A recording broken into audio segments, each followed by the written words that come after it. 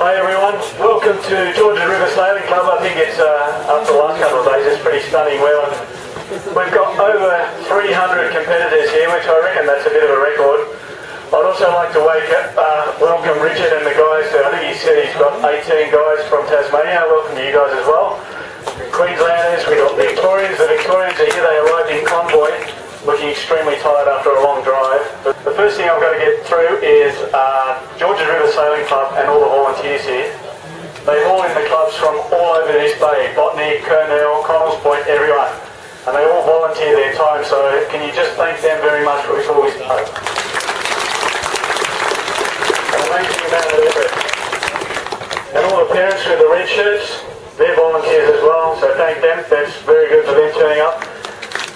But I won't cut along too much, even though I love a microphone, I'm not allowed to sing. So get out there, enjoy your sailing. Today's going to be a ripper.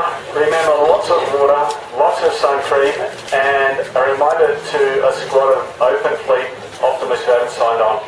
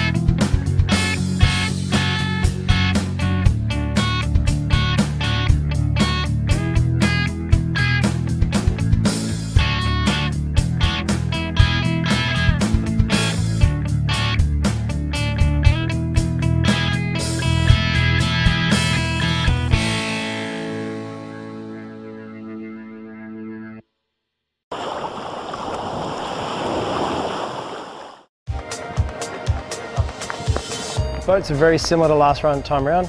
The wings are exactly the same, so there's been no changes there. The biggest change is the foiling. We've got elevators on the rudders, we've got L boards, just like what was in the last America's Cup, and it's all a one design package. So probably the first change is we've got a set of buttons here now which controls the dagger boards. So there's two buttons that can change the hydraulic ram, which basically adjusts the dagger board angle, which makes the boat fly. You've got port board and starboard board. You've got a set here for the driver, so they'll be driving, playing the buttons, and there's another set up the front for the guys who are lifting and dropping the boards to do the presets. We obviously got all the TV stuff here, boundary software, all of that, standard as last time, but this is a big change here. Moving forward, you'll see here's the second set of buttons, which basically is a copy at the back. And then what we got in here is the new dagger board, and the whole system's on hydraulics, moves back and forward. We've got jammers to lift the boards up and down. In the past, because the boards were straight, they weren't taking as much load. You've got to remember this jammer here is taking the load of the whole boat, so it has to be pretty strong. The whole weight of the boat, the wing, the crew is all supported on this little piece here. You'll see when the boats are racing, they're bouncing around, they're skidding everywhere, and so they're more like capable of holding about 5 tonne of load. Look at the rudders now. Ours are all painted yellow. What you'll notice from the last rudders is they are a bit longer, and they've got these horizontals on the bottom. Basically what this does is allows the back of the boat to lift up. So you've got the big foils in the back that lift the front. These are going to lift the back, keep it all in line, and you can see we've got some nice bulbs on here to reduce the drag so the boats go fast. So what we've got here is how we adjust the rudder system. So it's a simple spin the worm screw, and the top bearing will move back and forward, which changes the angle of the tack of the rudders. You can see here we have a scale, and in the middle of the scale it's set to 0 degrees, so basically neutral. If you go aft, it increases the lift, angle of attack changes, lifts the stern, buries the bow, and if you go forward, the opposite happens. So if you see the boats flying around and some boats are bow up in pitch, some are bow down, they've probably got different rudder settings. This is everything we work on the net. As you can see, it's quite bouncy and spring loaded, but if you're standing where I am, it's like a fire hose straight in your face. Oh, well, there you have it. That's the foiling AC45, and it's a beast of a boat.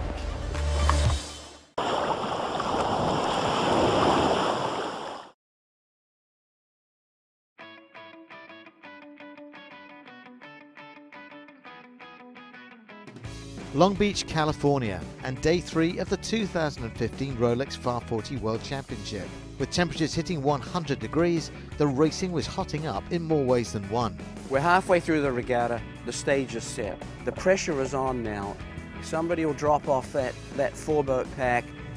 This is the day where it's going to happen. You know, one boat is going to pop out today, seize the opportunity, and win this regatta. Buckle up. It's going to be all on. Helmut Jahn and Flash Gordon 6 had a happy start to the day, winning the first race with a highly efficient performance.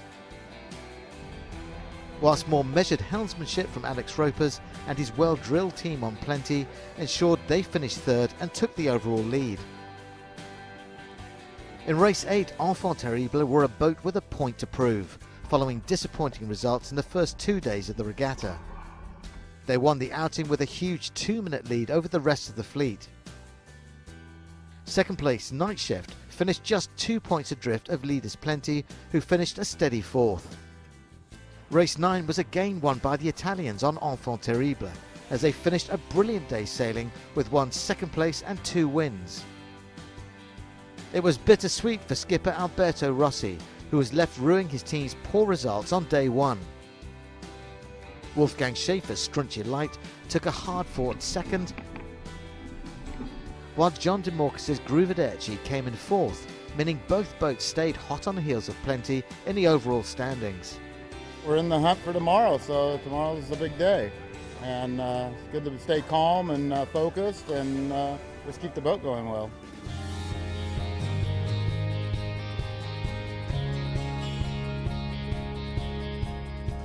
After 9 races, just 8 points separated the top 4 teams. Plenty, Gruvederci, Strunchy Light and Night Shift, meaning the 2015 title would be decided by the outcome of 2 dramatic final day races.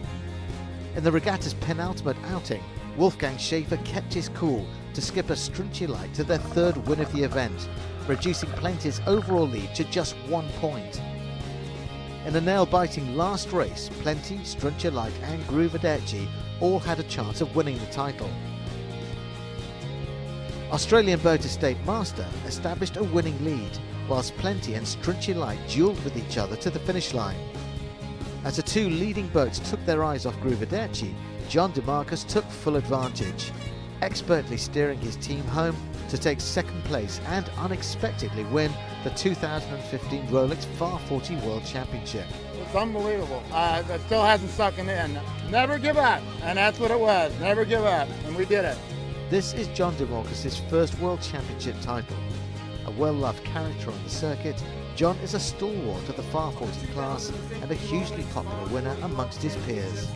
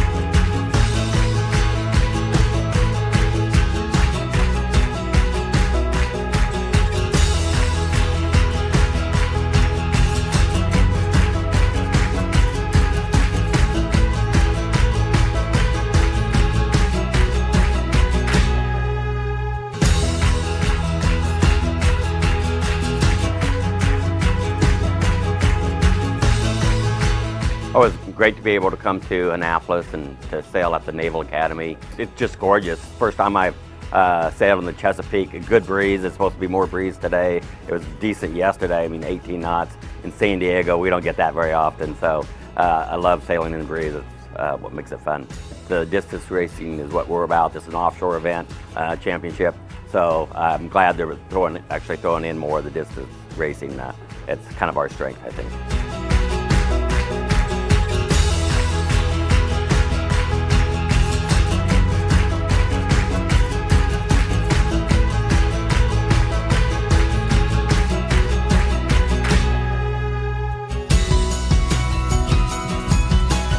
Trophy, pretty interesting. Started out as a local trophy for the Chesapeake Bay. The idea was that the best yacht clubs in the bay would compete for this trophy with alongside and against a Navy boat, and each of the competing boats would have a midshipman aboard them. The idea being to expose the offshore team to a variety of different skippers and see how other people sailed. It got resurrected in the 90s, redeeded to US Sailing as the Offshore Championship Trophy, where we try to select the top offshore team from each of US Sailing's major areas.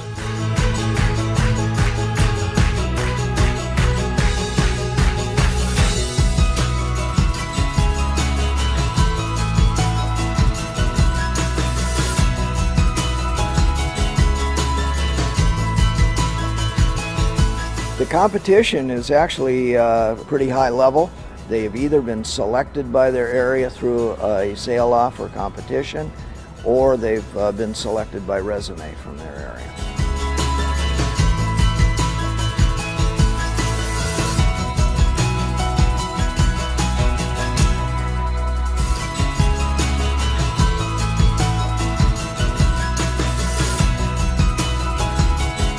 They're tough boats. They require super effort, and you got to be pretty conservative on the boat. You got to be patient on these boats, and a lot can change pretty quickly. People will learn quickly. The first day is always a lot of fun.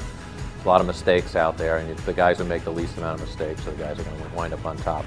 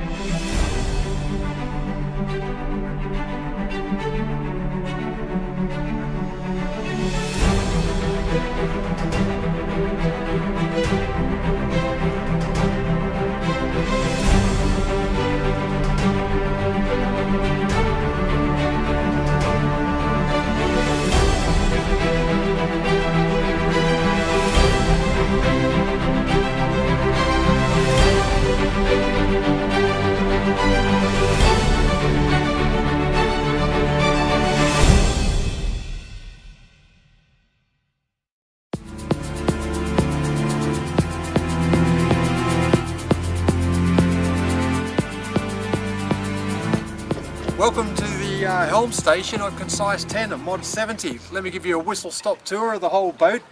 Sitting here in the starboard cockpit. The tiller isn't here, but normally this is a tiller that controls all 3 rudders on the boat.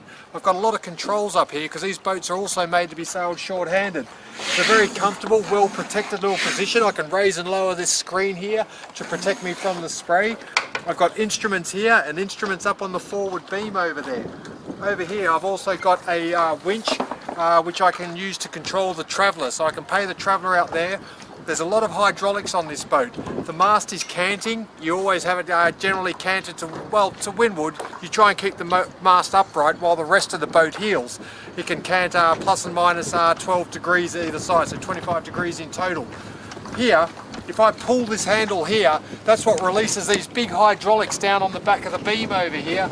These big hydraulic rams come back and forth, these numbers here, to control the cant. And another thing I have here is this foot pedal down here, and this allows me to dump the main sheet. So I've got the traveller here, the main sheet there, and if I pull that just before the tack, I use the pressure in the sail to put the rig down to leeward, ready for when I come through the eye of the wind and run across the trampoline.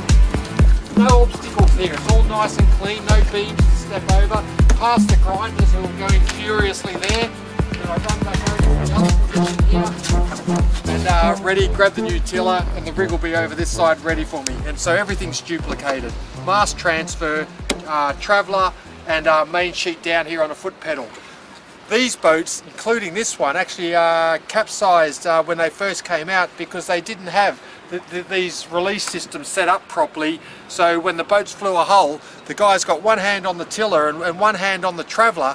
And the trouble with a canted rig boat is that the traveller doesn't always go out when the mast is canted over unless you ease the main sheet. And the missing part of the link that caused the capsize was not having that foot release there that gives you effectively a third hand. So down here in the middle we have the grinders. You can link or disconnect these 2 pedestals here. All the hydraulics can also be operated from here to release, you know, the main sheet, the outhaul for the sail, and the big hydraulics that control the angle of the mast. Fantastic part of this boat here is this cuddy here. You've got this lovely protected area where you can set up here and get out of the fury of the apparent wind and all the spray. And a lot of the boats are actually moving a lot of their nav equipment up here, so the navigator can see exactly what's going on and look at all the charts and everything while he's here. So radars, radio, and everything's also duplicated here. We go forward. All the control lines are here. These rings that allow you to pull the clews of the sail inboard and outboard and up and down, all those controls are here. And a rotating wing mast, so the mast rotates from side to side and cants from side to side. All the halyards here are on locks, so when you pull the halyards up they lock up into the mast up there, so there's no halyards under tension when you're sailing. The dagger board goes up and down here, the main board comes right up, and when it's fully down it's about 15 foot deep. And one of the great parts of this boat is these curved foils that go up and down. They're not actually that big on the Mod 70, but when that thing goes down, that bow comes out, and one of the the big dead ends of multi-hull sailing used to be nose diving, and used to be one of the real danger zones, but just by putting that down, they're actually quite forward on the Mod 70, so the boat tends to ride with the nose high, and that means you can push super hard in real dangerous angles around 90, 100 degrees, and that bows up, the boat's going faster, and there's no nose diving limit on them now. It's fantastic, very reliable and very safe. And then with the Mod 70, they got the same height mast as the Orma 60s used to have. The Orma 60s used to be wider and 10 foot shorter. Obviously a Mod 70 is against an Orma 60. So that bow out there pretty much represents what used to be the bow sprit. So we have no bow sprit cables, anything out there anymore. It's just the Jenica attaches onto the bow. Very clean, very simple, very strong, and a very safe boat. Very tough too. If you have a look here, the depth of these beams in the middle down there, it's a huge section, which is part of the reason why they've got this fabric fairing on the back here, because it would be a very aerodynamically draggy shape otherwise. But very strong boat, fantastic boat, safe, fast, comfortable, reliable. This is one of those boats that you can go out and blast around at 30 to 40 knot all day, bring it back, tie it up to the dock, hose it off and go to the bar. It's a great bit of kit.